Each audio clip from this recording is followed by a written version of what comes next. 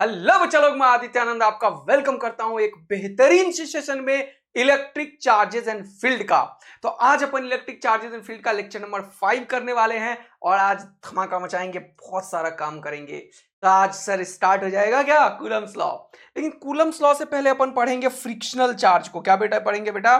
Frictional charge को। थोड़ा सा आज एक्सपेरिमेंट वगैरह करेंगे, मजा आएगा। तुम्हारे लिए खूब सारा एक्सपेरिमेंटल सेटअप में लाया हुआ हूं। देखो देखो देखो, मजा आएगा। आज अपन फ्रिक्शन विक्शन की बात करेंगे। देखो, न्यूट्रल बॉडी इसी तरीके का तो होता है नहीं? और ये एक ओपन सोर्स है, पीएचईटी ओ फिजिक्स, ये सब पे खूब सारे सिमुलेशंस हैं और ओपन सोर्स है, कोई भी यूज कर सकता है। तो आप इसको देखिएगा, आप भी घर में यूज कर सकते हैं, लेकिन इसमें टाइम पास मत करो, मजा दिलाने के लिए कर रहा हूं। देखो इधर, जैसे सपोज करो ये बॉडी है, तो मैंने क्या सिखाया तुम्हें? कोई भी बॉडी जो है वो क्या होता है? न्यूट्रल होता है, ये बताया ना। तो देखो, जैसे ये बॉडी है, ये न्यूट्रल है, इसीलिए मैं ऑल चार्जेस को शो करवाता हूं। देखो, ठीक है, इसमें एक बैलून पहले शो करता हूं और ये वॉल हटा देता हूं। चलो ठीक है, इसे तो देखो, जितना पॉजिटिव उसके बगल में negative, positive negative positive negative, इसलिए कोई भी एटॉम जो है एज अ होल न्यूट्रल होता है। देखा ना तुम लोगों ने, एटॉम एज अ होल क्या है? न्यूट्रल है। तो देखो दूसरा बैलून लेके आओ, वो भी क्या है? देखो, positive negative positive negative positive negative pair में है, क्या है? न्यूट्रल है।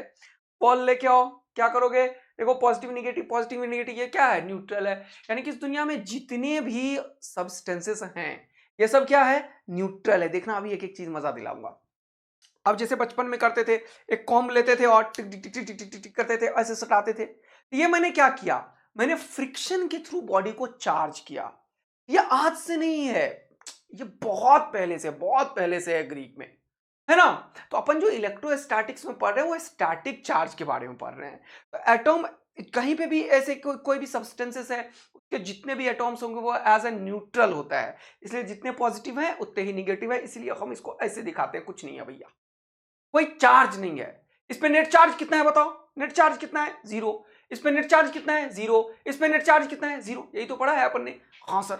अब कहानी देखो, अब अगर मैं इन दोनों को रब करता हूं, देखो रब कर रहा हूं ना, कुछ नहीं हो रहा है। एक्चुअल में कुछ नहीं होता है, जानते हो क्यों? क्योंकि ये दोनों सब्सटेंसेस जो हैं, इसमें दोनों का जो पॉजिटिव और नेगेटिव चार्ज है, ये दोनों एकदम से सेम थ्रेशोल्ड एनर्जी से बैठा हुआ है, इसीलिए नहीं हो रहा है। लेकिन जनरली हम ग्लास रॉड को वूल वगैरह के साथ जब रब करते हैं तो डिफरेंट सब्सटेंसेस लाते हैं, तो किस एक में जो बॉन्डिंग होगा, इलेक्ट्रॉन का जो अट्रैक्शन होगा ड्यू टू न्यूक्लियस, वो कम होगा।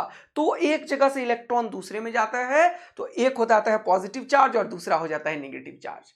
जैसे एग्जांपल देखो, जैसे ये वाला बैलून को लाया मैं और देखो मैं यहां पे रब किया, तो देखो इसमें निगेटिव चार्ज आ गए। देखा तुमने? देखा क्या हुआ? निगेटिव चार्ज आ गया। अब ये निगेटिव बन गया और ये पॉजिटिव बन गया। अब मैं इसको छोड़ रहा हूं, ये इसको अट्रैक्ट कर रहा है, मैं इसे छोड़ रहा हूं, ये इसे अट्रैक्ट कर रहा है, मैं इसे छोड़ रहा हूं, ये इसे अट्रैक्ट कर रहा है। देखो, पॉजिटिव और निगेटिव में अट्रैक्शन हुआ। कैसे चार्ज आया? रबिंग से। इसका इलेक्ट्रॉन इस पे आया, तो ये कैसा हो गया? देखो, निगेटिव चार्ज। और ये कैसा हो गया? देखो, पॉजिटिव चार्ज। बोलो, मजा आ रहा है?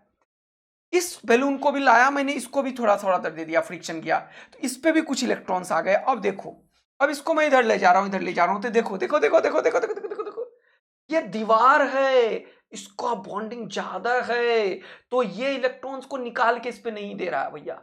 लेकिन ये पोलराइज होता है, इसको बोलते हैं पोलराइजेशन। ये निगेटिव और ये निगेटिव में क्या हो रहा है? रिपल्सन। तो रिपल्सन हो रहा है, तो देखो ये दूर जा रहा है, देख रहे हो? ये दूर जा रहा है, देख रहे हो? देख रहे हो? देख रहे हो? देख रहे हो? देख रहे हो? इस पे चार्ज कम है, इसीलिए ऐसा हुआ। ज्यादा चार्ज वाले को लेके आते हैं तो देखना ज्यादा दिखेगा तुम्हें। दिख रहे हो? ये देखो कैसे, ये इसका चार्ज को नोटिस करो, ये क्या हो रहा है सर? Called polarization. ये निगेटिव निगेटिव में देखो, धक्का मार के उधर दे दिया, धक्का मार के उधर दे दिया, धक्का मार के उधर दे दिया। अब एक बहुत बढ़िया चीज, एक्चुअल में ये अभी हम पढ़ने वाले हैं कूलम्स लॉ। तो तुम्हें सबसे पहले ये बताता हूं, देखना मजा आएगा अभी। अब देखो, ये जो चीज है ये, और इसको ये यहां पे आ गया। देखो, इन दोनों को मैं उठा के लाता हूं, देखो ऐसे। अब तुमको क्या फील आ रहा है? देखो देखो देखो देखो, मजा आएगा अभी तुम्हें। ऐसे है ना? देखो, ऐसे नजदीक लाया मैंने और छोड़ दिया। ये क्या बता रहा है? कि ये निगेटिव और नेगेटिव चार्जेस को जब मैं नजदीक लाया तो हाईली रिपल्सिव फोर्स इन दोनों में लग रहा था। देखो, ये अब अभी इन दोनों के बीच का निगेटिव फोर्स ज्यादा है, ऑल दो ये पॉजिटिव फोर्स भी इसको अट्रैक्ट कर रहा है। हाँ, और इसे भी अट्रैक्ट कर रहा है। हाँ, बट क्योंकि ये नजदीक में है तो फोर्स ज्यादा कौन है? ज्यादा कौन है? अट्रैक्शन वाला या रिपल्सन वाला? चेक करो चेक करो चेक करो। जबकि यहां पे अगर मैं लाऊं तो ये भी अट्रैक्ट हो जाएगा, ये भी अट्रैक्ट हो जाएगा। हाँ सर, यानी कि नजदीकियां जब बढ़ेंगी तो अट्रैक्शन बढ़ेगा, दूर जाओगे तो निपट जाओगे। तो याद रखना, अपनी वाली से ज्यादा दूर नहीं जाना है तुम्हें, समझ आएगी? नहीं, दूरी गए तो किसी और के अट्रैक्शन में लोग आ जाते हैं। ये कहानी बिल्कुल, आदमी का जो कहानी है ना, चार्ज का कहानी बिल्कुल सेम हो भैया, समझ रहे हो नहीं? अब एक बहुत इंपॉर्टेंट चीज सिखाता हूं, तुम लोगों को मजा आ जाएगा। देखो इधर, ये तो सर बड़ा मस्त चीज बताया आपने कि ये निगेटिव और निगेटिव है, यहां पे रिपल्शन तगड़ा है और अट्रैक्शन भी है, बट यहां पे जब हम छोड़ रहे हैं तो रिपल्सन डोमिनेट कर रहा है, मतलब डिस्टेंस पे डिपेंड करता है। तो ऐसा ही हमेशा होता है, तो तुम्हें हमेशा अपनी वाली के नजदीक रहना है और अपने वालों के भी नजदीक रहना है। दूरियां बढ़ेंगी तो भाई कुछ गड़बड़ हो सकता है, कोई और अट्रैक्ट करके लेके चला जाएगा, कोई और, समझ रहे हो कि नहीं? तो ध्यान रखना। और एक और बड़ा इंपॉर्टेंट बात है, ये हमेशा होता है, अक्सर तुम लोग बच्चे हो नन्हे मुन्ने, बचपन में क्या होता है कि मम्मी पापा से थोड़ा सा कुछ, मम्मी पापा का बात अभी अच्छा नहीं लग रहा होगा तुम लोगों को, कुछ बोलते होंगे, डांटते होंगे, तो जब तुम घर वालों से गुस्से में होते हो तो यही होता है। गुस्से में हो गए तुम दोनों गुस्से में आ गए तो क्या हुआ? दूसरे अट्रैक्ट करके दोनों को लेके चला गया, अब लेते रहो, तुमको कोई और, उसको कोई और। तो इसीलिए अपनी वाली अपने वालों से थोड़ा सा प्यार से, समझ गया कि नहीं? नीट क्रैक करने के बाद सारा झगड़ा अभी नहीं, ठीक है बेटा? तो यहाँ पे ध्यान देना है। अब बात कुछ और कर रहा था मैं बात कर रहा हूँ फ्रिक्शनल चार्ज की। जब दो बॉडी को अपन रब करते हैं तो एक का चार्ज दूसरे पे चला जाता है, और एक जिसपे इलेक्ट्रॉन निकल के जाता है वो निगेटिवली चार्ज होता है, और जिससे निकलता है वो पॉजिटिवली चार्ज है। अब ये कौन डिसाइड करेगा सर कि किससे निकलेगा और किस पे आएगा? ये कौन डिसाइड करेगा? ये केमिस्ट्री का टर्म्स है। एक चीज होता है कॉल्ड इलेक्ट्रोनेगेटिविटी। ये सब पढ़ेंगे ज्यादा, मैं फिजिक्स में अभी केमिस्ट्री नहीं पढ़ाने लगूंगा, ठीक है? केमिस्ट्री का क्लास चलता है 10:30 बजे, पढ़ लेना वहां जाके। चलो पहले बात करते हैं। तो जिसका इलेक्ट्रॉन लूजली बॉन्ड होता है वो इलेक्ट्रॉन को निकालता है, और जिसका इलेक्ट्रॉन टाइटली बॉन्ड होता है वो नहीं निकालता। तो जब दो सब्सटेंस को अपन रब करते हैं, जैसे कि मान लो अपने पास ये एक सब्सटेंस है, ये कुछ सिल्क टाइप का मान लेते हैं, और इसको इससे रब किया, टिक टिक टिक टिक टिक टिक टिक टिक टिक, तो एक एक एक एक में इसमें से कुछ इलेक्ट्रॉन्स इस पे आ गए होंगे, ऐसी पॉसिबिलिटी है। समझ में आया? तो एक पॉजिटिवली चार्ज हो गया, एक निगेटिवली चार्ज हो गया, तो इस तरीके से एक के ऊपर पॉजिटिव और एक के ऊपर निगेटिव चार्ज आ जाता है, जिसे हम बोलते हैं फ्रिक्शनल चार्ज। तो फ्रिक्शनल चार्ज क्या है सर? तो फ्रिक्शनल चार्ज क्या है? Charging by friction. जरा सा इसको समझेंगे, चार्जिंग बाय फ्रिक्शन, जरा सा इसको समझेंगे। तो फ्रिक्शन के थ्रू चार्ज कैसे हुआ? When two bodies are rub together, दो बॉडी को रब किया, electrons are transferred from one body to other, making one body positively charge and other negatively charge. बोलो मजा आ गया क्या? तो जब दो चीज को तुम रब करते हो तो एक पॉजिटिव हो जाता है और एक निगेटिव हो जाता है। जैसे कि मैं यहां पे मान लो, जैसे कि सपोज कर लो एक प्लास्टिक रॉड मैंने ले लिया, ठीक है, एक ग्लास ले लिया सपोज कर लो, और एक सिल्क का कोई भी क्लॉथ ले लिया सपोज करो। सिल्क कैसा दिखता है? चमकदार, चमकीला, चमकीला कलर लो सर आप। चमकीला कलर है ना हमारे पास? ये है क्या? ये है तो चमकीला तो रहता है यार, चमक चमक करे भैया, चमक। हाँ चमकीला, चमकीला नहीं है यार, रंगीला है, चमकीला नहीं है। चलो ये क्लॉथ का कपड़ा ले लिया, हाँ सर। अब इन दोनों को रब कर दिया, सपोज करो इधर देखो, ये एक रॉड लिया और इसके साथ इसको रब कर दिया। देखो इधर देखो, नालायकों और नालायकिनियों, दोनों इधर आ जाओ।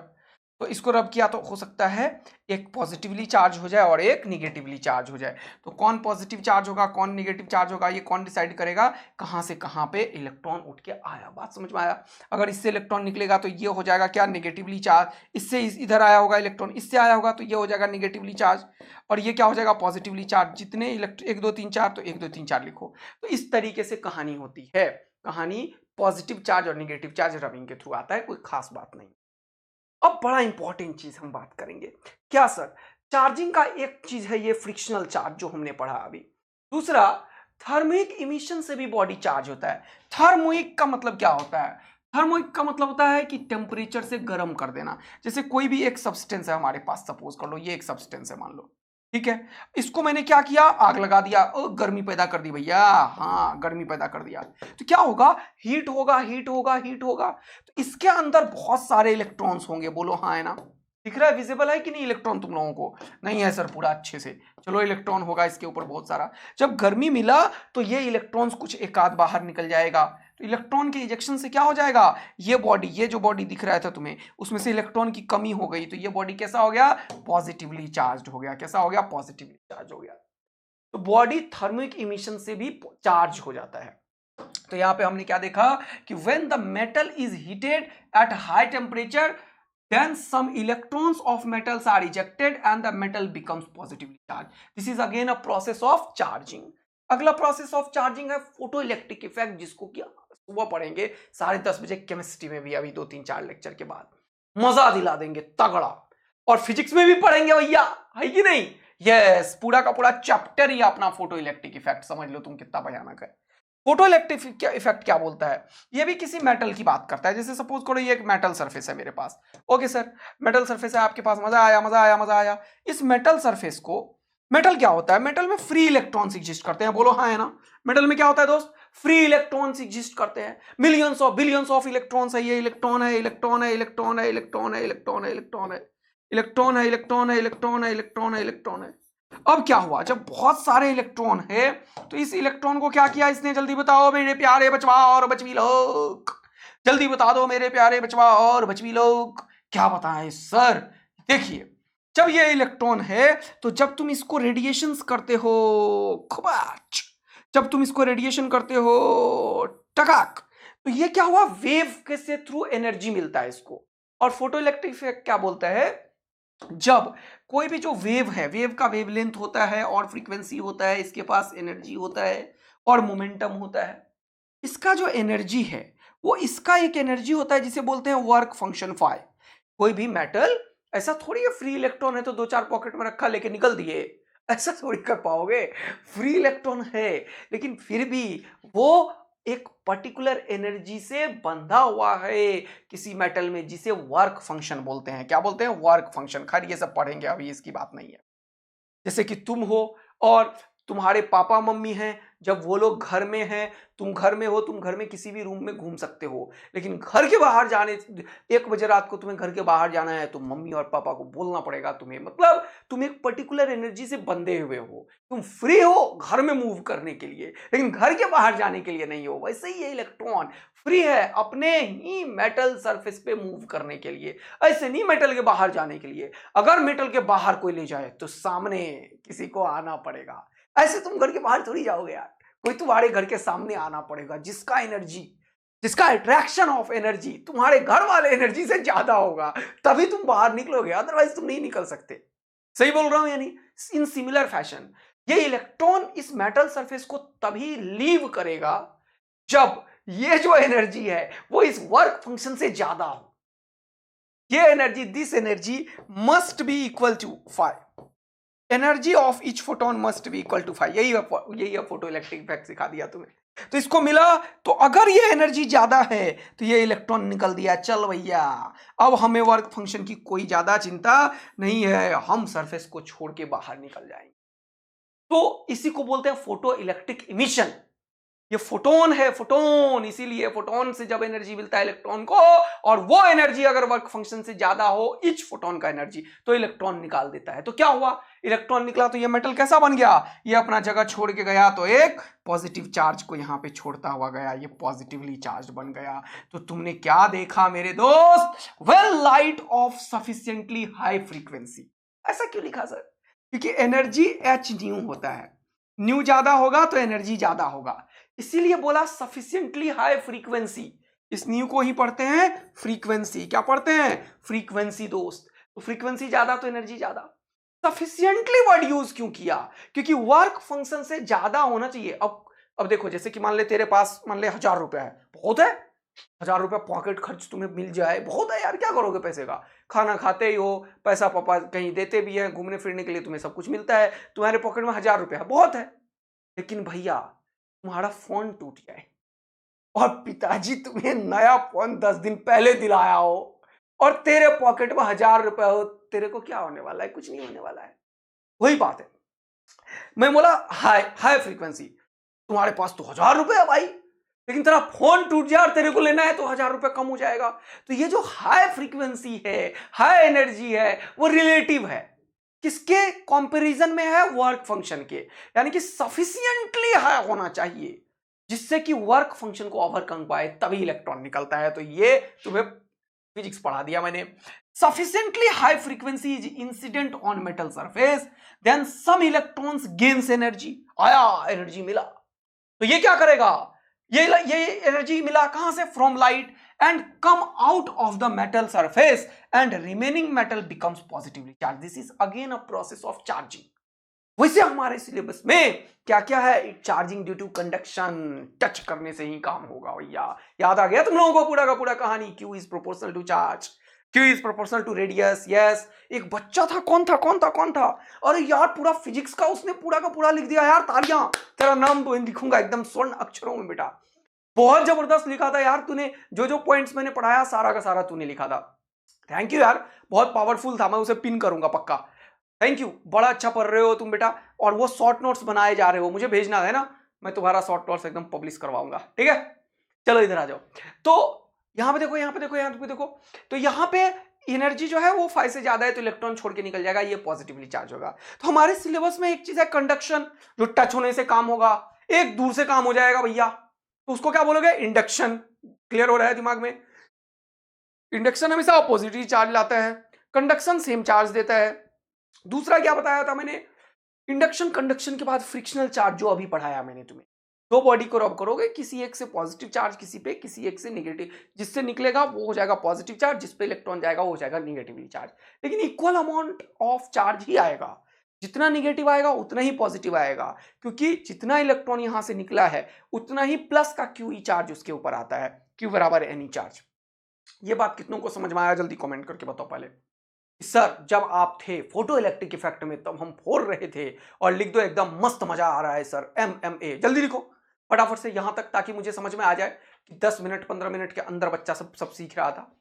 तो this is process of charging. Frictional charge हुआ, कंडक्शन हुआ, इंडक्शन हुआ, फोटो इलेक्ट्रिक इफेक्ट हुआ, थर्मिक इमिशन हुआ, और फील्ड इमिशन। फील्ड इमिशन बहुत खतरनाक चीज, ये पढ़ेंगे फिर से केमिस्ट्री में। फील्ड इमिशन क्या होता है? जैसे कोई मेटल सरफेस है, सपोज करो ये कोई मेटल सरफेस है मान लो, और इसके पास क्या है भैया? फ्री इलेक्ट्रॉन्स है, बहुत ही मजेदार तरीके से। सर इसके पास क्या है? फ्री इलेक्ट्रॉन्स है, मजेदार तरीके से भैया। इसके पास क्या है? फ्री इलेक्ट्रॉन्स है, मजेदार तरीके से भैया। इस तरीके से हम दिखा देते हैं, प्लस माइनस दोनों होता है, ऑल दो, है ना। लिखो प्लस माइनस ऐसे, plus minus plus minus plus minus. ये अलग तरीके का चीज बनाए जा रहा हूं मैं, देखना, समझे? ये प्लस माइनस पहले ऐसे था। जब इसके बगल में मैंने हाई इलेक्ट्रिक फील्ड पैदा कर दिया, क्या कर दिया भैया? हाई इलेक्ट्रिक फील्ड पैदा, हाई इलेक्ट्रिक फील्ड पैदा कर दिया। ओहो, बहुत मजेदार। तो ये इलेक्ट्रिक फील्ड क्या करेगा? पॉजिटिव चार्ज को धक्का मारता है, पढ़ेंगे ये सब, और नेगेटिव चार्ज को अपोजिट डायरेक्शन में खींचता है। तो ये पॉजिटिव इधर, नेगेटिव इधर, पॉजिटिव इधर, नेगेटिव इधर, पॉजिटिव इधर, नेगेटिव इधर। ओहो ओहो ओहो ओहो ओहो ओहो ओहो ओहो ओहो ओहो ओहो ओहो ओहो ओहो। ये क्या कर दिया सर आपने? यस, ये जो चीज है वो पोलराइज हो गया इस इलेक्ट्रिक फील्ड के इन्फ्लुएंस में आने पे। तो अब पता है इसका हालत कैसा हो जाएगा? देखना देखना देखना भैया, देखना भैया, ये पॉजिटिव चार्ज को धक्का मारेगा और नेगेटिव चार्ज को। पॉजिटिव चार्ज इधर, नेगेटिव चार्ज इधर, पॉजिटिव इधर, नेगेटिव इधर, इसको बोलते हैं पोलराइज होना। ये पोलराइजिंग प्रोसेस हो गया। अब ज्यादा फोटो नहीं बनाऊंगा, तुम बना लेना।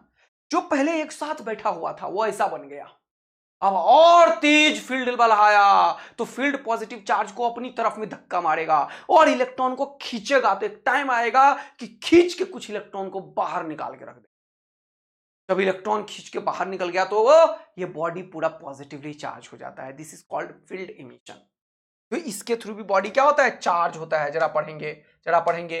बोल रहा है when electric field of large magnitude, ये सिंपल छोटे मैग्नीट्यूड में होता है। क्या ये सब सिलेबस में है सर? हाँ, केमिस्ट्री में नहीं, फिजिक्स में है, अभी अगले चैप्टर में है। Magnitude is applied near the metal surface. Metal surface के नियर में अगर लार्ज मैग्नीट्यूड का इलेक्ट्रिक फील्ड अप्लाई किया।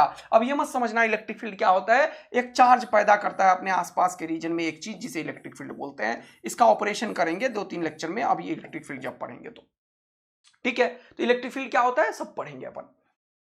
लेकिन अभी याद रखना कि चार्ज कोई चीज पैदा करता है अपने आसपास के रीजन, जिसके चलते किसी पे फोर्स लगता है, उसे हम फील्ड बोलते हैं। फील्ड मतलब खेत नहीं बोलते हो गांव में यार, वही तो मतलब यहां पे भी है। जैसे कि तुम चले गए अपने खेत में, तो तुम किंग हो अपने खेत का, है कि नहीं, मालिक हो भैया तुम। तो आसपास के लोग बोल देंगे नहीं, इस खेत का राजा मालिक ये है बंदा, तब वो तुम्हारे खेतों पे कुछ आक्रमण नहीं करेगा, अधिकार नहीं जमा सकता। वैसा ही बात है। तो एक चार्ज अपने आसपास के रीजन में एक फील्ड क्रिएट करता है। जब तुम अपने खेत में पहुंच जाओगे तो तुम्हारा वर्चस्व कायम हो जाएगा। वैसे ही एक चार्ज अपने आसपास के रीजन में एक फील्ड क्रिएट करता है, और उस फील्ड में अगर कोई बंदा आ गया तो उसे तुम अट्रैक्ट कर लोगे, तुम पकड़ लोगे उसे। वैसे ही अगर कोई चार्ज के आसपास के रीजन में एक चीज क्रिएट करता है जिसे फील्ड बोलते हैं, इसमें अगर कोई चार्ज आएगा तो उसे ये फोर्स अट्रैक्ट करेगा या रिपेल करेगा, इट डिपेंड्स। जैसे मान लो कि कोई तुम्हारा दोस्त आ गया तुम्हारे फील्ड में, तो उसे बातचीत कर लोगे। लेकिन तुम्हारा दुश्मन आ गया तो उसे मार के भगा दोगे अपने जमीन जाल से। यही होता है ना, वैसे ही यहां पे होता है। तो इलेक्ट्रिक फील्ड पॉजिटिव चार्ज को अपनी तरफ भगाता है, अपने से दूर भगाता है, और नेगेटिव चार्ज को अट्रैक्ट करता है। आया बात समझ में? इसके बारे में डिटेल ऑपरेशन करेंगे। तो होता क्या है, some electrons comes out from the metal surface and hence the metal gets positively charged. So these are the process of charging, whether it is field emission, ये सब क्या है, प्रोसेस ऑफ चार्जिंग है। या तो फील्ड इमिशन हो सकता है, या फोटो इलेक्ट्रिक इमिशन हो सकता है, या थर्मिक इमिशन हो सकता है, या कंडक्शन हो सकता है, या इंडक्शन होता है। बात समझ में आया? तो हमने, या फ्रिक्शनल चार्ज होता है। तो these are the process of charging. कुछ काम का नहीं है, लेकिन कहीं तुम्हें परेशानी ना हो इसीलिए इतना सारा चीज। Know the point is sir, ये तो सारा आपने बता दिया, मजा आया। अब क्या है? अब है चार्ज इज रिलेटिविस्टिकली इनवेरिएंट। ये क्या होता है सर? देखो ध्यान से। जैसे कि तुम्हारे पास, तुमने एक चीज देखा है, मास। जैसे तुम हो, मान लो तुम हो, बना देता हूं तुम्हारा फोटो, ठीक है? तुम्हें दौड़ा दूं, चल दौड़। तुमको मैंने बोला होमवर्क करके आना, तुमने बोला होमवर्क सर नहीं हो पाया। मैंने बोला ऐसे करोगे, मारना शुरू किया तुमको मैं, तो तुम दौड़ते गए दौड़ते गए, दौड़ते दौड़ते तुमने स्पीड पकड़ ली, स्पीड ऑफ लाइट का। समझे कि नहीं? दौड़ते दौड़ते तुमने क्या पकड़ा? स्पीड, स्पीड ऑफ लाइट के रेंज का। ओ भाई साहब, ये क्या sir? v is comparable to speed of light c। अरे बाप रे बाप, स्पीड ऑफ लाइट c। हाँ, अगर तुम इतना खतरनाक स्पीड पकड़ लिए, पता है क्या होगा? पता है क्या होगा? तुम्हारा मास बढ़ता जाएगा, बढ़ता जाएगा, बढ़ता जाएगा। ये क्या बोल रहे हो सर? हम तो जिम में दौड़ते हैं तो हमें पसीना निकल निकल के हमारा मास घटता है, और यहां पे बोल रहे हो दौड़ा दोगे मुझे तो मास बढ़ जाएगा। यस, आइंस्टीन ने यही बोला है कि किसी भी बॉडी का जो मास है, सपोज करो इसका जो भी मास है m0, इसको रेस्ट मास बोलते। अगर इसे स्पीड ऑफ लाइट के रेंज की वेलोसिटी मिले, इसका जो एक नया मास होगा m, वो क्या होगा? हो जाएगा m0 divided by √1 minus v² bye c²। इस फॉर्मूला से आइंस्टाइन ने बताया कि मास चेंज होगा बॉडी का। अब मैंने क्यों बोला कि मास बढ़ेगा, वो देखो।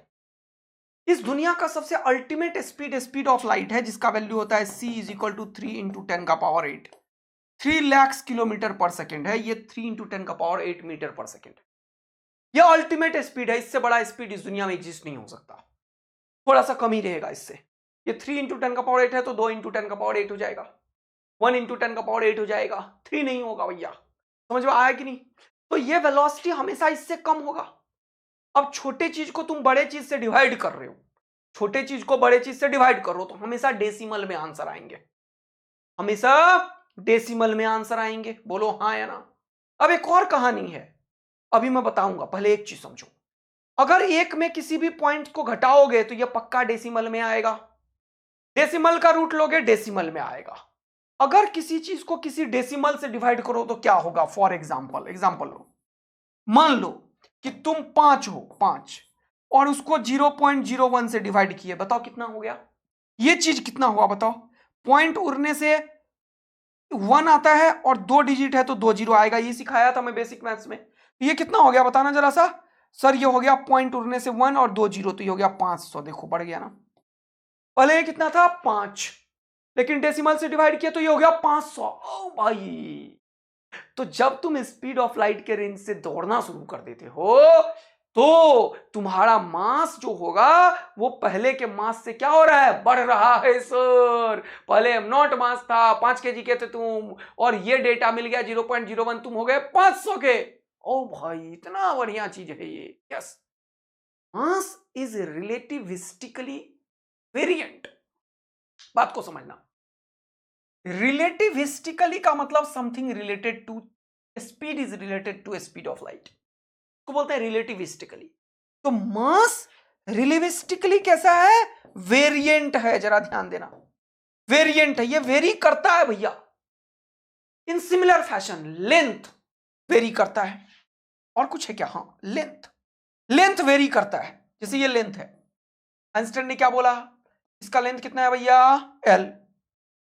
तो ये लेंथ को भी अगर तुम चेंज कराना चाहो तो ये लेंथ चेंज हो जाएगा, लेकिन उसके लिए इसे वेलोसिटी ऑफ लाइट चाहिए होगा उसके आसपास का।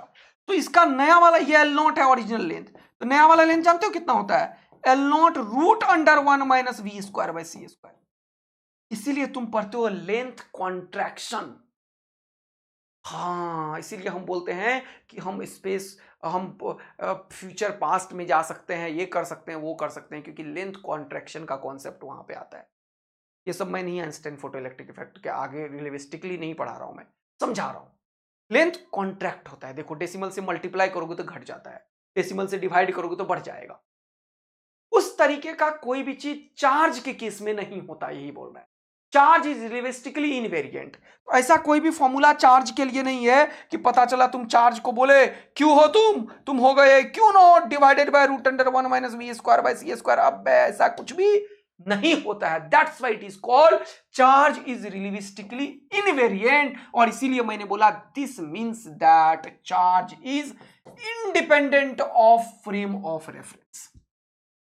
दुनिया के किसी भी रेफरेंस फ्रेम से देखो, चार्ज जो है that is charge on a body does not change what ever be the speed, कुछ भी स्पीड हो, although the mass of the body, mass of a body depends on its speed and increases with increase in the mass relativistically variant होता है, बढ़ जाएगा, length घट जाएगा, लेकिन चार्ज जैसा है वैसा ही रहेगा। इसीलिए इसको बोलते हैं ये किसी भी फ्रेम पे डिपेंड नहीं करेगा, चार्ज हमेशा कांस्टेंट बना रहेगा, रिलेटिविस्टिकली वेरिएंट नहीं होगा। बट एक चीज और है, क्या सर, क्या क्या क्या, charge density. Charge is relativistically invariant, length is variant. Charge के लिए ऐसा कोई भी फॉर्मूला नहीं है, जो पहले क्यू था तो बाद में भी क्यू ही रहेगा, यानी कि चार्ज रिलेटिविस्टिकली इनवेरिएंट। बट एक चीज है चार्ज डेंसिटी। चार्ज डेंसिटी देखो, अभी मैंने पढ़ाया था, चार्ज डेंसिटी चाहे वो लीनियर चार्ज डेंसिटी हो, चाहे वो सरफेस चार्ज डेंसिटी हो, चाहे वो वॉल्यूम चार्ज डेंसिटी हो, अगर चार्ज डेंसिटी या let it be volume charge density rho, तो ये चेंज करता है, ये वेरिएंट होता है। क्या होता है, वेरिएंट होता है। अब इसके ऊपर मैं ऑपरेशन कर सकता हूं, लेकिन यही काफी है। पुराना एनसीईआरटी में दिया हुआ था एक लाइन, इसीलिए इतना ऑपरेशन कर दिया। यानी कि चार्ज इज रिलेटिविस्टिकली इनवेरिएंट, ये किसी फ्रेम पे डिपेंड नहीं करेगा, बट चार्ज डेंसिटी करता है, क्योंकि डेंसिटी में मास भी होता है। समझ आया कि नहीं आया? चार्ज डेंसिटी क्या होता है, charge per unit volume, charge per unit volume, charge per unit volume. और वॉल्यूम को डेंसिटी के टर्म में तुम लिख सकते हो। तो कैसे लिखेंगे, क्या करेंगे सर, सब बताएंगे, टेंशन क्यों ले रहे हो। Mass by volume is equal to होता है density, mass by volume is equal to होता है डेंसिटी। तो कभी भी अगर डेंसिटी का तुम्हें काम करना है तो मास बाय वॉल्यूम लिख दोगे। डेंसिटी क्या होता है, मास बाय वॉल्यूम। तो इसीलिए क्योंकि मास का इफेक्ट है इसमें, और मास जो है रिलेटिविस्टिकली वेरिएंट है, तो charge density, charge per unit volume, charge per unit length, charge per unit area, ये क्या होगा, वेरिएंट होगा, वेरी करेगा, क्योंकि मास का इफेक्ट है इसमें। तो चार्ज जो है वो क्या है, जल्दी से बताओ, चार्ज पर यूनिट वॉल्यूम है। इसीलिए चार्ज डेंसिटी जो है वो वेरिएंट होता है, बट लेंथ क्या है, वेरिएंट है, मास वेरिएंट है, लेकिन चार्ज इनवेरिएंट है। तो ये काफी ऑपरेशन कर दिया, इतना इनफ है समझने के लिए। ओके सर, हम हैं कहां पे बताओ? हम हैं नायाब सीरीज में, जहां पे फिजिक्स भारत देश के सभी बच्चों तक हमें पहुंचाना हमारा कर्तव्य है। और हम वो कंटेंट दे रहे हैं, बिल्कुल ऑनलाइन ऑफलाइन में आप ढेर सारा पैसा देके नहीं से सीख सकते, वो दे रहे हैं। तो आप लोगों का भी कर्तव्य है कि खूब सारा शेयर करो यार। और यार तुम लोग देख के चले जाते हो, सब्सक्राइब वाला बटन दबाओ, अपने दोस्तों से भी दबाओ, ताकि मुझे भी थोड़ा एनर्जी मिले यार। सारा जीवन तुम्हारे लिए केमिस्ट्री भी चला रहा हूं जबरदस्त, तो मजे में करो और ये सब शेयर वेयर करते रहो यार दोस्त, थोड़ा बड़ा। चलिए सर, एकदम हम करते हैं। अब क्या है सर, अब मैं पढ़ाने वाला हूं एक इंस्ट्रूमेंट कॉल्ड इलेक्ट्रोस्कोप। छोटा छोटा चीज है एनसीईआरटी में, लाइन बाय लाइन इसको पढ़ते चल रहे हैं। आप पढ़ेंगे कूलम्स लॉ, फिर मजा आएगा सर आज। इलेक्ट्रोस्कोप क्या है वो देखो, ये एक इंस्ट्रूमेंट है जिसमें एक ब्रास डिस्क ऊपर में बना होता है, एक यहां से यहां तक एक कंडक्टिंग रॉड होता है, यहां पे एक ग्लास कंडक्टर होता है, यहां पे एक ब्रास रॉड है, और ये गोल्ड लीफ है। होता क्या है सुनना, इलेक्ट्रोस्कोप एक इंस्ट्रूमेंट है जो बताता है कि जो चीज तुम यहां पे नजदीक लाए हो, इसके कोई भी बॉडी का चार्ज है या अनचार्ज है वो बॉडी, उसका ये टेस्ट करता है। Electroscope is an instrument which is use to test the electrification whether the body is charge और अनचार्ज। तो हम क्या पढ़ रहे हैं जल्दी से देखो, इलेक्ट्रोस्कोप क्या है?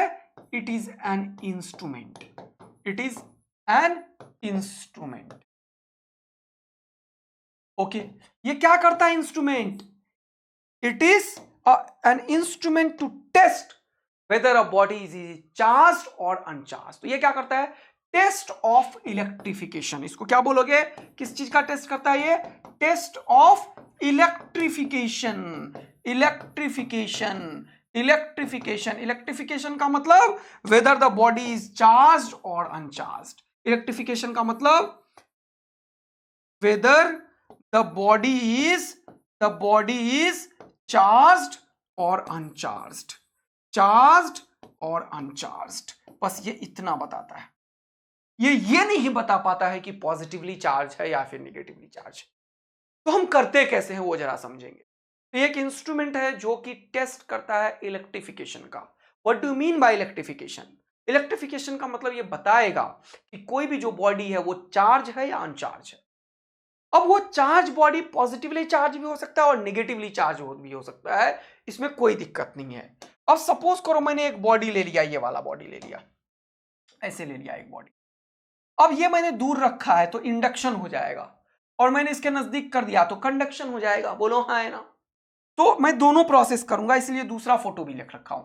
यहां पे मैंने इंडक्शन करवा दिया, देखो दूर रखा। अगर मैंने दूर रखा एक पॉजिटिवली चार्ज बॉडी तो क्या होगा? ये पॉजिटिवली चार्ज, ये दो ब्रास डिस्क है। क्या है ये? Brass disc. ये ब्रास डिस्क जो है इसके ऊपर ये क्या करेगा जल्दी से बताओ? पॉजिटिव चार्ज है तो ये निगेटिव चार्ज यहां पे ले आएगा, बोलो पोलराइज कर देगा। इसके ऊपर एक निगेटिव चार्ज आ जाएगा। हाँ सर, बहुत सुंदर, बहुत बढ़िया, बहुत मजेदार। कलर नहीं दिख रहा है सर, येलो पे कौन सा कलर दिखता है यार? ब्लू दिखेगा क्या? मुझे कलर का थोड़ा सा ज्ञान कम है। ये पॉजिटिवली चार्ज आए तो इसके अपोजिट में निगेटिवली चार्ज इंड्यूस होगा। ये निगेटिवली चार्ज इस ब्रास के थ्रू यहां पे आता चला जाएगा, आता चला जाएगा, आता चला जाएगा। कुछ चार्ज इधर चला जाएगा, कुछ चार्ज इधर चला जाएगा। तो यहां पे एक एंगल बनता है, देखो ये वाला थीटा एंगल। तो जैसे ही ये चार्ज आया तो दोनों निगेटिव हुआ तो एंगल ऐसे बना दिया। अगर सेम चार्ज आया तो रिपल्सन होगा, ऐसे हो जाएगा। कम चार्ज आया तो इतना एंगल बनाएगा, और बढ़ा चार्ज तो इतना बढ़ाएगा, और बढ़ा चार्ज तो इतना बढ़ाएगा। यानी कि ये एंगल ऑफ डाइवर्जेंस इसे बोलते हैं, theta is depends on the magnitude of charge. जितना ज्यादा चार्ज होगा उतना ज्यादा एंगल होगा। यानी कि ये जो थीटा है इसको क्या बोलते हैं? Angle of divergence. Angle of divergence, divergence. This angle of divergence theta, angle of divergence theta is proportional to the magnitude of the charge. Magnitude का मतलब कितना ताकतवर है चार्ज। मैग्नीट्यूड ऑफ चार्ज, कितना ताकतवर है चार्ज, उसके बारे में बताएगा। ये एंगल ऑफ डाइवर्जेंस थीटा जो होगा वो क्या होगा? बताएगा कितना मैग्नीट्यूड, कितना ताकतवर है ये। जब इंडक्शन के थ्रू होगा तो चार्ज अपोजिट यहां पे आएगा, और जब कंडक्शन के थ्रू होगा तब ये पॉजिटिव चार्ज है तो ये भी कुछ चार्ज को यहाँ पे कंडक्शन के चलते हायर पोटेंशियल से लोअर पोटेंशियल तक फ्लो करेगा, तो यहाँ पे चार्ज पॉजिटिव ही आ जाएगा। फिर ये पॉजिटिव चार्ज फ्लो करेगा नीचे की तरफ, ये क्योंकि तार मिल गया है और इसके ऊपर कुछ पॉजिटिव चार्ज, इसके ऊपर कुछ पॉजिटिव चार्ज, तो इस बार भी कुछ एंगल बन जाएगा यहाँ पे, और ये एंगल जो है वो भी अल्फा मान लेते हैं यहाँ पे। Alpha is again the angle of divergence, is again proportional to the magnitude of charge. अगर ये ऐसे पहले ऐसे बैठा है, कोई चार्ज नहीं है, अब ये अगर फैलने लगा ऐसे ऐसे ऐसे ऐसे, तो तुम बोल दोगे कि जो बॉडी तुमने लाया है उसके ऊपर पक्का चार्ज होगा। वो चार्ज पॉजिटिव भी हो सकता है और निगेटिव भी हो सकता है, ये हम नहीं बताते हैं ये पॉजिटिव होगा या निगेटिव होता है। तो इलेक्ट्रोस्कोप एक इंस्ट्रूमेंट है जो कि क्या करता है, टेस्ट करता है इलेक्ट्रिफिकेशन का, weather the body is charge और अनचार्ज। ये टेस्ट कंडक्शन के थ्रू भी हो सकता है और इंडक्शन के थ्रू भी हो सकता है। यहां पे कंडक्शन प्रोसेस को मैंने यूज किया। कौन सा प्रोसेस यूज किया मैंने, कंडक्शन प्रोसेस को यूज किया। जब कंडक्शन प्रोसेस को यूज किया तो क्या होता है, सेम टाइप ऑफ चार्ज जाता है, सेम टाइप, लेकिन कैसा होगा वो नहीं पता। Same type of charge, same type of charge, यानी कि पॉजिटिव है तो पॉजिटिव जाएगा, निगेटिव है तो निगेटिव जाएगा। लेकिन फिर से ये जो एंगल है alpha is the angle of divergence. Alpha क्या है जल्दी बताओ, एंगल ऑफ डाइवर्जेंस। यहां पे भी क्या होगा, ये जो एंगल ऑफ डाइवर्जेंस है, डाइवर्जेंस वो क्या होगा जल्दी बताओ, proportional to the magnitude of charge होगा। ये angle of divergence alpha is proportional to the magnitude of charge, magnitude of charge, magnitude of charge. बोलो मस्ती भरा गेम है, जीवन में मजा आया, जल्दी आग लगा दो, दिल बरसा दो, क्या कर रहे हो बैठ के। Yes sir. तो ये प्रोसेस यहां पे जब दूर रखे हुए हो आप, तो ये इंडक्शन प्रोसेस है। ये कौन सा प्रोसेस है, इंडक्शन। इसमें हमेशा क्या होगा, अपोजिट नेचर ऑफ चार्ज जाएगा, क्योंकि मैंने यहां पे गैप रख रखा है, देखो दूर रखा हुआ है, दूर से काम हो रहा है, इंडक्शन हो जाएगा। तो हमने ये भी सीख लिया कि इलेक्ट्रोस्कोप एक इंस्ट्रूमेंट है जो ये सब काम करता है। पूरा एनसीईआरटी का लाइन बाय लाइन कवर करेंगे अपन, जरा सा भी नहीं छोड़ेंगे, तभी गारंटी होगा अपना क्या सर, 180 आउट ऑफ 180। बहुत इंटरेस्टिंग सर। तो आपने काफी बेसिक चीज को कवर करते हुए यहां तक कहानी बनाया है, और मजेदार तरीके से आप आ गए हो एक ऐसे चीज पे सर जिसका नाम है कूलम्स लॉ। अरे वाह वाह वाह, इसी का तो था इंतजार सर आज। यस, तो अपन अब एक ऐसे जगह पे आए हैं जहां से नीट में श्योर शॉर्ट क्वेश्चन आने की संभावनाएं, जहां से नीट में श्योर शॉर्ट क्वेश्चन आने की संभावनाएं जागृत हो रही है बेटा।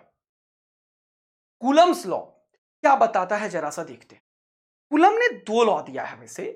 एक लॉ कूलम्स का ये बोलता है कि कोई भी दो बॉडी है सपोज का, ठीक, तो दो बॉडी में जब दो बॉडी पॉजिटिवली चार्ज होता है, ठीक है, तो क्या करता है, वो रिपेल करता है। जब अपोजिटली चार्ज होता है तो क्या करता है, अट्रैक्ट करता है।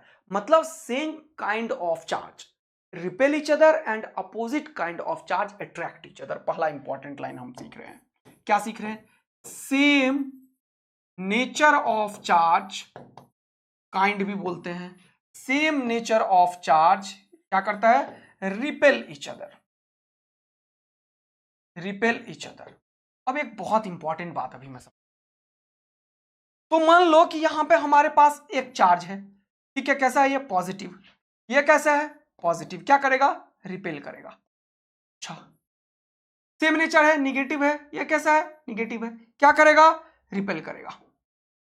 अब एक बहुत इंपॉर्टेंट बात, जितना फोर्स ये इसके ऊपर लगाएगा, मान लो इसका नंबर 1 है, इसका नंबर 2 है, इसका नंबर 1 है, इसका नंबर 2 है, फोर्स ऑन 1 ड्यू टू 2, ऐसे हम दिखाएंगे। और ये इसके ऊपर लगा फोर्स ऑन 2 ड्यू टू 1, क्योंकि ये फोर्स एक वेक्टर क्वांटिटी है तो इसके ऊपर साइन भी लगा देते हैं। हाँ बोलो हाँ है ना।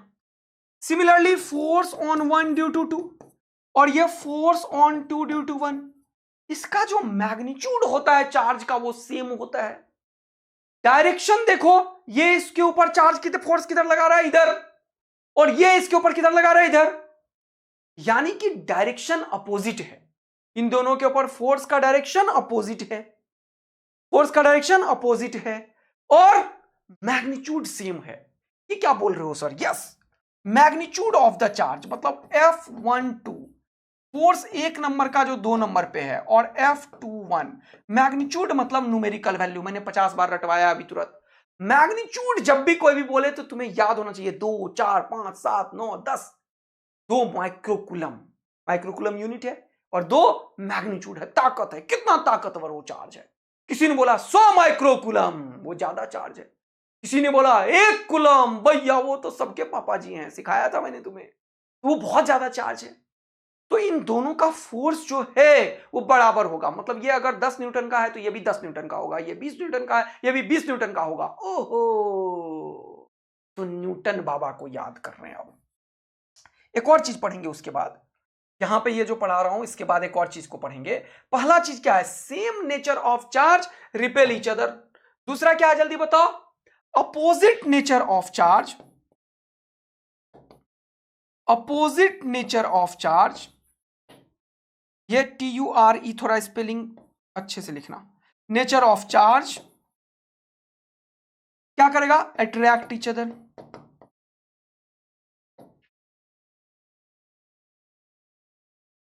ओके, अब यहां पे देखो, जैसे कि मान लो ये पॉजिटिव भैया है, ये कौन है, पॉजिटिव भैया, और ये निगेटिव भैया। तो निगेटिव भैया नहीं तो यार, अच्छा छोड़ो, इतना मैं अंदर में नहीं जाऊंगा, तुम लोग समझ ही गए हो। इधर आ जाओ, ये निगेटिव और ये पॉजिटिव। अब तुम लोगों का ध्यान बस इसी सब में रहता है आधा टाइम। पढ़ ले भैया, नीट है तुम लोगों का और जेई मेन है, समझ गए कि नहीं, ऐसे निपट जाओगे नहीं तो। इस बार 780 से कम लाए तो सिलेक्शन नहीं होगा, ध्यान रखना बेटा। 780, हमारे तो प्राण पेखुड़ी उड़ा दिया सर आपने। यस, प्राण पेखुड़ी मत उड़ाओ, मेहनत करो। 720 जब 67 स्टूडेंट देश में ला सकता है तो मुझसे पढ़ने वाला हर एक बच्चा ला सकता है, समझ गए रे बेटा। तो मतलब on the serious note, cut off high जाएगा, तो तुम ये मत सोचो कि 460 अब सेफ स्कोर हो गया। और ये एक पॉइंट, बड़ा इंपॉर्टेंट बात बोल रहा हूं मैं, नीट वीट के लिए कुछ नहीं बोल रहा, लेकिन एक पुराना ट्रेंड बता रहा हूं। हर एक क्वेश्चन पे 3 से 4 हजार बच्चा हमेशा रहता था। यानी कि अगर तुम किसी बच्चे से 1 मार्क्स कम या 4 मार्क्स कम या ज्यादा रखोगे तो तुम लगभग 4000 का डिफरेंस क्रिएट कर देते थे। इस बार 10 मार्क्स के ऊपर 10,000 बच्चा डाला उसने, तो ये कोई नया ड्रास्टिक चेंजेस नहीं।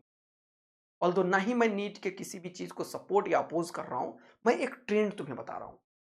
तो तुम लोग जो बच्चे सीरियसली 2025 अटेम्प्ट देना चाहते हो, वो सोच लो कि भैया अगर गवर्नमेंट सीट चाहिए तो 700 प्लस मार्क्स लाना है।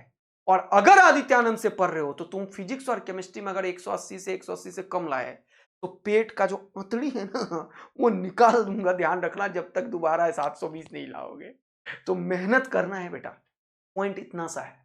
खून जलाना है बेटा, पॉइंट इतना सा है। दिन रात मेहनत करना है, पॉइंट इतना सा है। फिर हम भी सिलेक्ट होंगे और हम भी 720।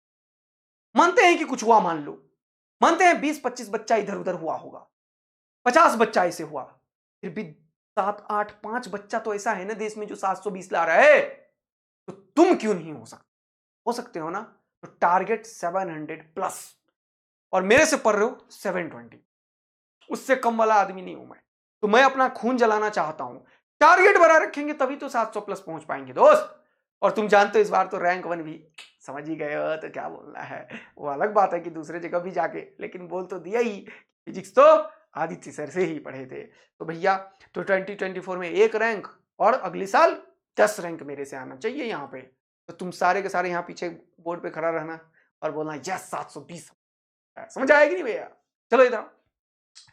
तो ये पॉजिटिव और निगेटिव क्या हो गया सर, अट्रैक्ट करेगा। आजा चल आजा मेरे पास, ये गाना गाएगा, चल आजा मेरे पास, ये भी चल आ जाओ मेरे पास, ये भी चल आ जाओ मेरे पास। ध्यान से देखो फिर से, ये 1 नंबरिया और ये 2 नंबरिया, ये 1 नंबरिया और ये 2 नंबरिया। अरे समझ में आवे छो कि नहीं आवे छो बच्चा लोग, जल्दी इधर आ जाओ। तो ये फोर्स ऑन 1 नंबरिया ड्यू टू 2 नंबरिया, फोर्स ऑन 1 नंबरिया ड्यू टू 2 नंबरिया। अरे गलत कर दिया, फोर्स ऑन 2 नंबरिया ड्यू टू 1 नंबरिया, फोर्स ऑन 2 नंबरिया ड्यू टू 1 नंबरिया, फोर्स ऑन 1 नंबरिया ड्यू टू 2 नंबरिया। ये दोनों फिर से देखो, ये दोनों अपोजिट नेचर का, एक इधर आ रहा है भैया, दूसरा इधर जा रहा है भैया, अपोजिट डायरेक्शन है, लेकिन इसका भी मैग्नीट्यूड सेम है। वर्ड यूज कर देता हूं, magnitude. Magnitude, magnitude F12 is equal to F21। ये कैसे पता सर? एक्सपेरिमेंट से। अच्छा, तो कूलम्स लॉ एक ऐसा लॉ है जो कैसा है? Experimental in nature. अच्छा, ये चीज आपने बहुत अच्छा बता दिया सर, अदरवाइज हम इसका प्रूफ पढ़ते रहते हैं। ये कैसा है? एक्सपेरिमेंटल इन नेचर है दोस्त, ये एक्सपेरिमेंटल इन नेचर है, इस यानी कि इसका कोई भी प्रूफ नहीं खेबा। तो कूलम्स ने कैसे किया सर? कूलम्स कैसे करेगा? ऐसे करा, ये देखो कूलम्स ने क्या किया जानते हो? एक बॉल लिया। अच्छा, अरे ये क्या हो गया? ये समय लगाओगे क्या तुम मुझे? ये लो। अरे बाप रे, हाँ आ गया। देखो कूलम्स ने क्या किया। हाँ, ये क्या हुआ भैया? कूलम हुआ, हाँ ये हुआ। ये ग्रीन वाला, अरे ग्रीन नंबर निगेटिव, रेड वाला पॉजिटिव। देखो ध्यान से, जैसे ही ये ग्रीन को मैं रेड में कन्वर्ट करूंगा, देखो इस बंदे का हालत देखो। अभी दोनों को 0-0 कर देता हूं, देखो दोनों आराम से दोस्ती कर रखा है, कोई फोर्स नहीं लग रहा है। फोर्स जीरो, ये एक्सपेरिमेंट हुआ है। कूलम्स ने कैसे दिया ये लॉ? एक्सपेरिमेंट करके। पहले कूलम ने दोनों के ऊपर चार्ज 0 कर दिया, न्यूट्रल बॉडी लाया। अच्छा, फिर कूलम ने एक बॉल को उठाया, बॉल में रगड़ा, टुक टुक टुक टुक टुक टुक, बॉल यहां पे रख दिया, चार्ज हो गया। दूसरे बॉल को ले गया और कहीं और रगड़ा। कहां पे सर? जिसकी निगेटिविटी इससे कम हो। अगर बाल में ही रगड़ दोगे तो दोनों सेम चीज पे आ जाएगा। बात आया कि नहीं समझ पे? अगर बाल में ही दोनों को रगड़ दिया तो भैया इससे इलेक्ट्रॉन निकल गया तो दोनों पॉजिटिवली चार्ज हो जाएगा। ये लो, लाल लाल हो गया दोनों। जैसे ही लाल हुआ, देखो ऐसे करके फोर्स लगा रहा है, मतलब ये दोनों अपोजिट फोर्स लगा रहे हैं, इसीलिए इसे रोकने के लिए बंदा ताकत लगा रहा है अंदर। ये बोल रहा है मैं इधर आऊंगा भैया, रिपल्सन होगा, क्योंकि हम दोनों सेम साइन के हो गए हैं। पॉजिटिव पॉजिटिव पॉजिटिव में दिख रहा है तेरे को कितना है? 10 माइक्रोकूलम लिखा हुआ है यहाँ पे, सेम साइन। फिर कूलम ने क्या किया? कूलम ने इसके चीजों को थोड़ा कम किया। इसका दिशा निर्देश देखो, इसको देखो, चार्ज कम कर रहा हूं, ये थोड़ा पहले जान लगा रखा था, अब धीरे धीरे उठ रहा है। देखो देखो देखो देखो, इसको महसूस करो। पहले पूरा ताकत लगा रखा है, अब ताकत कम हो रहा है। इस बंदे की एक्टिविटी को देखो, देखो पैर वैर सीधा कर रहा है, अब देख रहे हो कि नहीं? अब न्यूट्रल हो गया तो भैया छोड़ वार के खड़ा हो गया। क्यों? कि न्यूट्रल बॉडी और चार्ज बॉडी में इंड्यूस वाला फोर्स लगेगा, अभी फिलहाल कूलम वाला फोर्स नहीं लगेगा। तो कूलम ने एक्सपेरिमेंट किया, एक्सपेरिमेंट करके कूलम ने ये सब चीज बता दिया भैया। सेम नेचर का चार्ज रिपेल करेगा, अपोजिट नेचर का चार्ज अट्रैक्ट करेगा, और ये जो फोर्सेस हैं ये कहां लगेगा? ये हमेशा दोनों चार्ज को ज्वाइन करने वाले लाइन के अकॉर्डिंग लगेगा। यानी कि दिस फोर्स जो कूलम्स का है उसको कूलम ने नाम दिया क्या? It is a central force. तो दूसरा पॉइंट कूलम ने क्या नाम दिया? ये फोर्स कैसा है मेरे दोस्त? ये फोर्स कैसा है मेरे दोस्त? ये फोर्स सर सेंट्रल फोर्स है। ये जो कूलम्बा का जो फोर्स है वो कैसा है? वो सेंट्रल फोर्स है। ये सब समझते चलो, कैसा फोर्स है? It is central force. जब भी इस दुनिया में कभी सेंट्रल फोर्स होगा, उसका क्या मतलब है? उसका क्या मतलब है? जैसे एक बॉडी है, ये दूसरा बॉडी है, सेंट्रल फोर्स का क्या मतलब होता है? सेंट्रल फोर्स का क्या मतलब होता है कि ये दोनों हमेशा एक दूसरे के सेंटर से लाइन ज्वाइन करेगा और उसी के अकॉर्डिंग लगेगा। मतलब जब फोर्स किसी दो बॉडी के लाइन ज्वाइनिंग के अकॉर्डिंग लगेगा, थोड़ा टेढ़ा लाइन है, टेंशन मत लो। ये इसके सेंटर की तरफ फोर्स लगा रहा है इधर की तरफ, और ये इसके सेंटर की तरफ फोर्स लगा रहा है इधर की तरफ, और ये इन दोनों के बीच का लाइन ज्वाइनिंग है। तो इसको मैं डॉट डॉट डॉट डॉट से दिखा देता हूं ताकि ये डिस्टेंस को बता रहा है। तो कूलम ने क्या बताया? ये फोर्स जो है दो पॉइंट चार्जेस के बीच में, वो एक सेंट्रल फोर्स है। दूसरा बात क्या बताया कूलम ने? कि ये जो चीज है, ये फोर्स जो है ये, और ये जो फोर्स है वो कैसा है? एक सेंट्रल फोर्स है। अगर सेंट्रल नहीं होता तो ऐसा नहीं है कि ये फोर्स ऐसे लगा दो, तुम एक ऊपर लगा दो, एक नीचे लगा दो, ऐसा नहीं संभव है। This is not possible. क्यों? Because it is central in nature. What do you mean by central? The forces lies between the line joining the center to center of the two charge. तो central force का क्या मतलब होता है? force acting along the line joining, along the line joining between centres of charges. तो क्या किया मैंने, दोनों के सेंटर से एक लाइन ज्वाइन किया, ये हमेशा ऐसे ही लगेगा। ऐसा नहीं कि एक सा सेंटर ऐसा है तो एक उधर लग जाएगा, ऐसा नहीं लगेगा। तो फोर्स कहां पे लगेगा, along the line joining between the centres of charges. Okay, दूसरा इंपॉर्टेंट पॉइंट क्या है कि ये जो तुम्हें मैंने बताया कूलम फोर्स, ये सेंट्रल फोर्स है और ये एक्ट करता है। ये जो दो चार्जेस के बीच में फोर्स हम तभी से देखे जा रहे हैं, ये जो रिपल्सन और अट्रैक्शन, ये पॉइंट चार्ज बॉडी के लिए वैलिड है। ये किसके लिए वैलिड है, बोलो बोलो बोलो। The force between two charges is applicable only for point charges. तो ये जो चार्ज है, ये जो चार्ज वो कैसा जांच करना चाहिए, पॉइंट चार्ज के लिए एप्लीकेबल है। अच्छा, ये बड़ा अच्छा चीज बताया सर आपने। अगर इतना बड़ा एक बक्सा में चार्ज लेने तो इस पे लगेगा, नहीं लगेगा। तब कुछ नया एस्टिमेटेड वैल्यू निकालेंगे, लेकिन इस ऐसे चार्ज होंगे तो नहीं लगाएंगे अपन। अब पॉइंट हमेशा एक रिलेटिव वर्ड है। अगर ऐसा ही एक और बक्सा मैं तेरे घर रखाऊं, हाँ मेरे घर सर, हम तो जयपुर में हैं सर, हम तो महाराष्ट्र में हैं सर, हम तो सिवान में हैं सर, हम तो गोपालगंज में हैं सर, हम तो पटना में हैं, हम तो दिल्ली में हैं, आपके घर के आसपास थोड़ी है। तो ये बॉडी फिर पॉइंट चार्ज बॉडी की तरह हो जाएगा। सपोज करो मैं दिल्ली एनसीआर में हूं यहां पे अभी के टाइम पे, और ये बॉडी के ऊपर चार्ज है, दूसरा बॉडी तेरे घर में, तो ये दूरी कितनी है, 1200 किलोमीटर है भैया यहां से। तो ये बॉडी कैसा दिखेगा तेरे को, जयपुर जाके देख तो इसको, सर आंख चुनरा गया, दिख ही नहीं रहा है। ये पॉइंट चार्ज हो जाएगा। यानी कि पॉइंट चार्ज एक रिलेटिव वर्ड है। अगर डिस्टेंस बहुत ज्यादा कर दो तो कोई बड़ा मासिव बॉडी भी पॉइंट चार्ज की तरह बिहेव करने लगता है।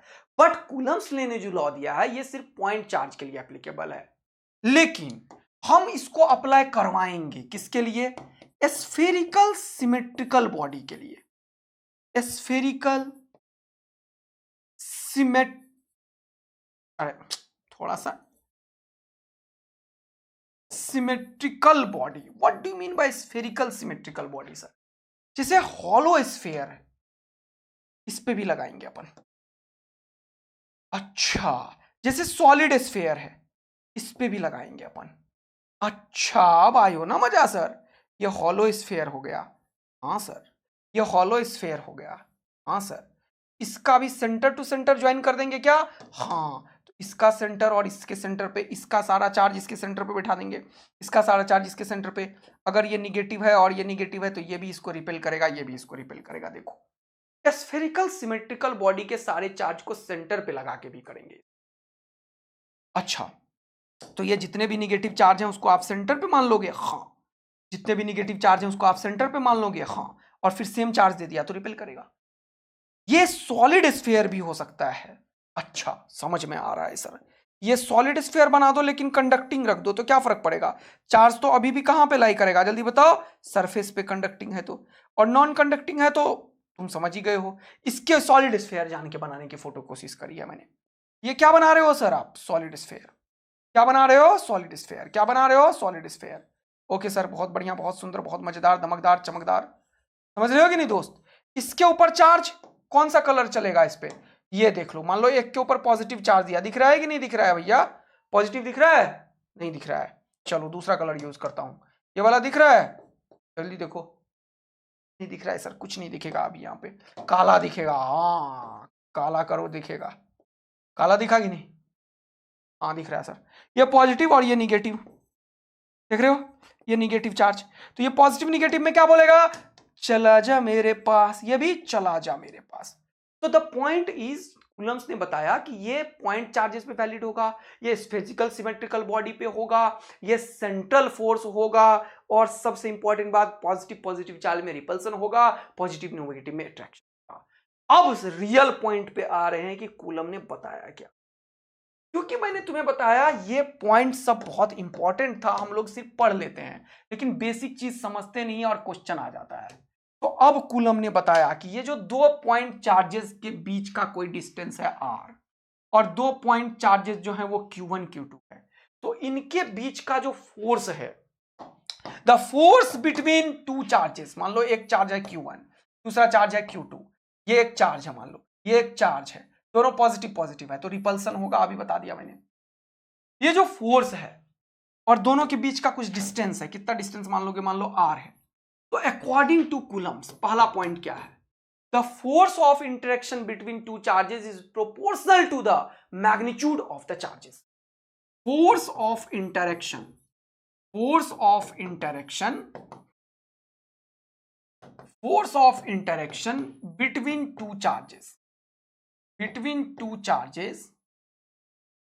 between two charges is proportional to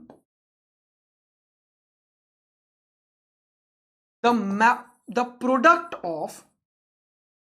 product of magnitude of both the charges। Okay, इसका क्या मतलब सर, कि फोर्स प्रोपोर्शनल है Q1 के मैग्नीट्यूड के और Q2 के मैग्नीट्यूड के, ये मतलब है। दूसरा, ये एक्सपेरिमेंट से पता चला है, कोई प्रूफ नहीं है ये कि लोग इसको इक्वेशन 1 मान लेते हैं तुम खुश होने लगते हो, कोई प्रूफ नहीं है। Force is inversely proportional to the square of the distance between them. लिखो इसको, force is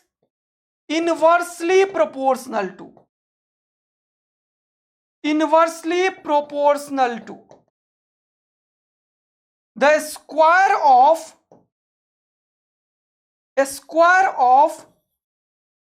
separation between them।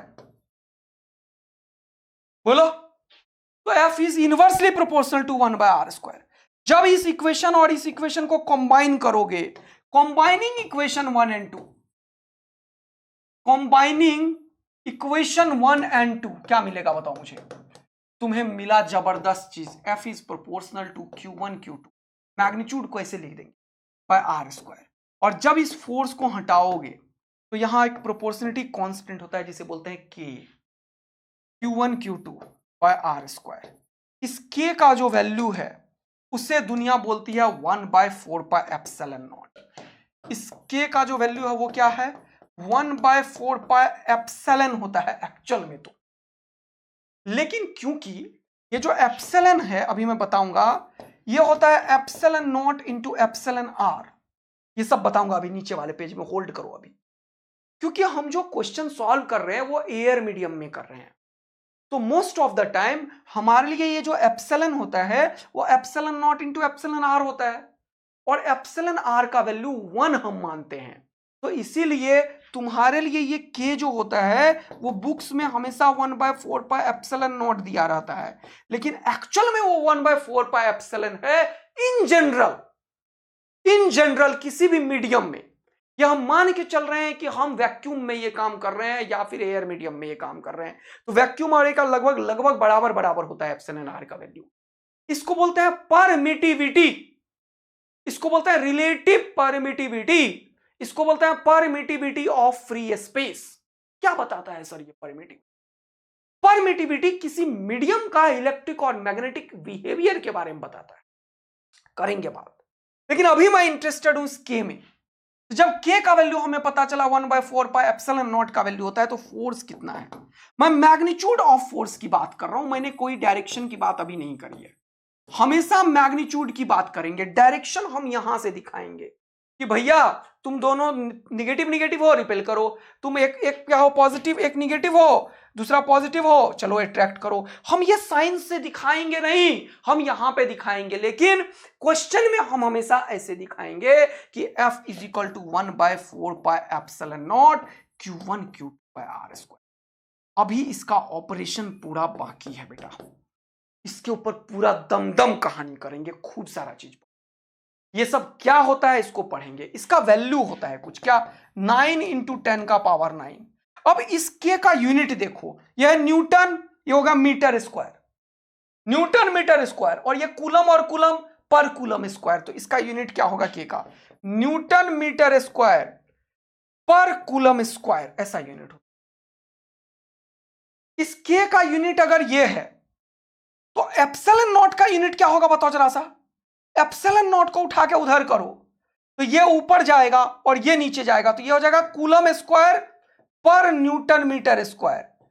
अच्छा, तो ये एप्सिलॉन नॉट का वैल्यू कितना होता है, 8.85 इंटू 10 का पावर -12 कूलम स्क्वायर पर न्यूटन मीटर स्क्वायर। ये भी बहुत इंपॉर्टेंट चीज है, इसके बारे में पूरा डिटेल बात करेंगे कल।